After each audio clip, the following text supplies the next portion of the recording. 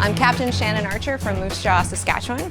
I'm an Aerospace Control Officer, currently posted at 14 Wing Greenwood, Nova Scotia. Tower Husky 03, we'll be ready for takeoff for runway 24. Husky 03 Tower, winds 240 at 7 knots, cleared takeoff runway 24. Aerospace Control, or AEC officers, play an important role in North American airspace. They work as air traffic controllers in control towers and terminals on Royal Canadian Air Force bases in Canada, expertly guiding aircraft through the skies using visual and instrument flight rules. Well, one of the great things about becoming an aerospace controller are we get to work domestically and help Canada with their mission, but we also have the opportunity to deploy. The DART, for example, we were in Haiti where we set up an airfield and brought in aid. We also have the opportunity to deploy around the world to provide air traffic or airspace protection through the air weapons side. AEC officers also serve as air battle managers in air defense and air operations command centers all over the world, both on the ground and in the Air Onboard Command and Control aircraft called AWACS. Air battle managers conduct a variety of missions, from counter-drug operations to full-spectrum combat. Each of these missions are unique and require detailed planning.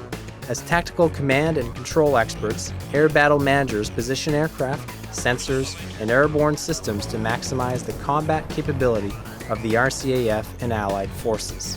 Next pass, controller direct astern, Bimmy 12 in the south.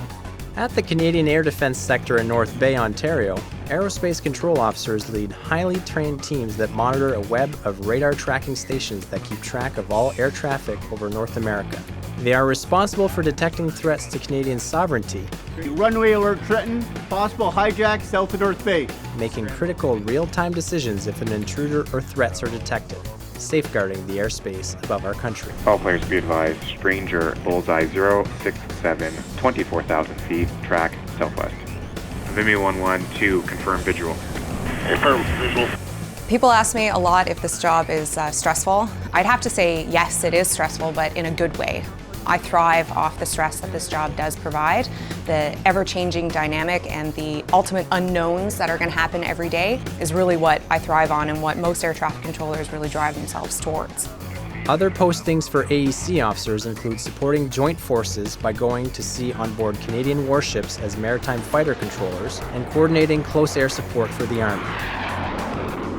Aerospace control officers also conduct a variety of space operations. With specialized training in space science, they lead skilled teams that track space objects in orbit and identify potential collisions or threats to Allied space systems. They also provide critical space-based information to operational combat units and send missile warning information to NORAD for the defense of North America and for the safety of deployed Canadian forces globally. Charlie Foxtrot, Charlie X-ray, uniform, Trenton Terminal, state current transponder code. Charlie Squawk King 1215 for Charlie X-ray. The coolest part of being an aerospace controller is the ability to speak to aircraft and assist the Canadian forces in completing their mission. Each day I come to work, I look forward to interacting with not only the people, but the different challenges and opportunities, the different environments that I get to work in. It's an exciting new challenge every day. Tower 493 would like an echo arrival, please, back to West Ramp. Tiger 493, cleared the echo arrival, land west ramp, your discretion. After their initial occupation training, AEC officers trained as air traffic controllers are typically posted to a military air traffic control center at one of the RCAF's 6 major air bases in Canada. Confirm IFM quiet without import. Aerospace control officers initially trained as air battle managers are normally posted to the Canadian Air Defence Sector, to a combat reporting center, or to NORAD's various battle control centers in the United States. In all settings, aerospace control officers will have the opportunity to lead and manage small teams. And as their careers progress, those leadership roles and responsibilities will continue to expand, with many opportunities for continuous professional development, academic advancement, and specialized training. Attributes to become an aerospace controller: you need to be able to make decisions, make yourself a plan, implement your plan, assess your plan, and make changes. You need to have high levels of integrity, call yourself on errors and make sure you can fix your errors. You need to be able to multitask and prioritize information as it's coming to and from.